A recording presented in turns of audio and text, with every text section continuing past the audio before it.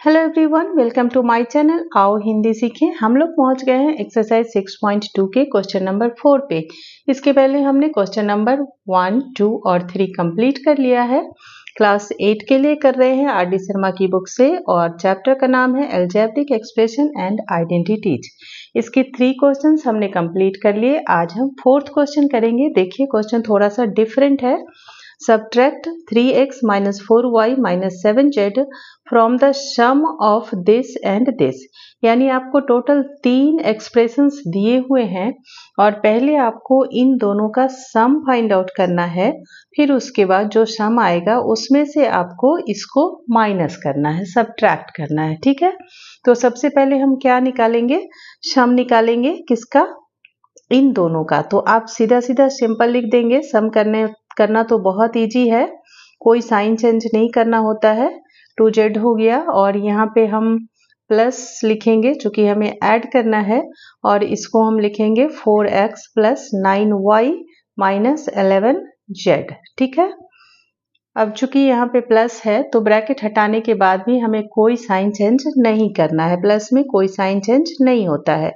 तो x minus 3y और plus 2z, यहाँ पे प्लस माइनस माइनस हो जाएगा आपका 4x, बाकी एज इट इज रहेगा 9y और माइनस 11z। ठीक है, अब देख लीजिए सेम लाइक टर्म्स को हम एक साथ कर लेंगे।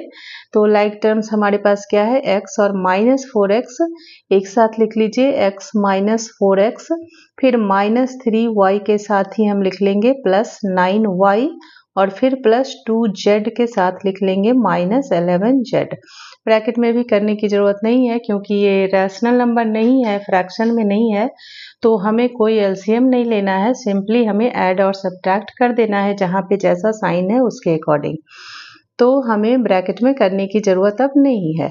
अब यहाँ देखिए x माइनस 4x है यानी कि यहाँ पे 1x है, तो ये बचेगा आपका माइनस का 3x, फिर यहाँ पे माइनस 3 और प्लस 9 यानी कि प्लस का 6y बच जाएगा, और इधर है प्लस 2 और माइनस 11 यानी कि माइनस का 9z। अब ये तो आपका सम निकल के आ गया। अब इसमें से आपको माइनस करना है ये एक्सप्रेशन। ठीक है, तो अब हम लिखेंगे यहाँ पे now minus 3x plus 6y और माइनस 9z। माइनस करना है तो माइनस का साइन दीजिए और ब्रैकेट में लिखिए। चलिए, आपको यहाँ देखना ज़्यादा ज़रूरी है। क्वेश्चन मैं देख लेती हूँ क्या लिखना है मुझे। तो यहाँ लिखेंगे 3x माइनस 4y और माइनस 7z। ठीक है, बस अब आप ब्रैकेट हटाइएगा और साइन चेंज कीजिए। माइनस 3x प्लस 6y और माइनस 9z, यहाँ माइनस है तो हमें साइन चेंज करना होगा। माइनस का 3x हो जाएगा, फिर माइनस माइनस प्लस का 4y हो जाएगा और माइनस माइनस प्लस 7z हो जाएगा। ठीक है, अब हम सिंपली कैलकुलेट कर देंगे। क्या करना है हमें? माइनस 3x और माइनस 3x क्या हो गया? माइनस 6x हो जाएगा। दूसरा है 6y और 4y और दोनों ही प्लस में है तो 6 प्लस 4 10y हो जाएगा, प्लस का 10y, यहाँ माइनस 9z और प्लस 7z यानी कि माइनस का 2z बच जाएगा हमारे पास। बस ये आपका फाइनल आंसर है। अच्छा, इसको मैं दूसरे मेथड से भी बताती हूँ। कॉलम मेथड से बहुत इजी हो जाएगा आपके लिए। जैसे पहले हमें सम करना है, ठीक है, तो हम पहले क्या लिख लेंगे?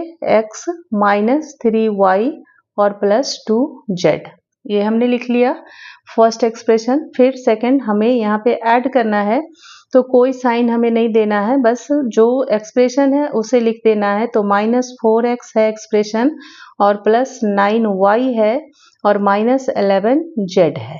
अब आपको क्या करना है? सिंपली ऐड करना है।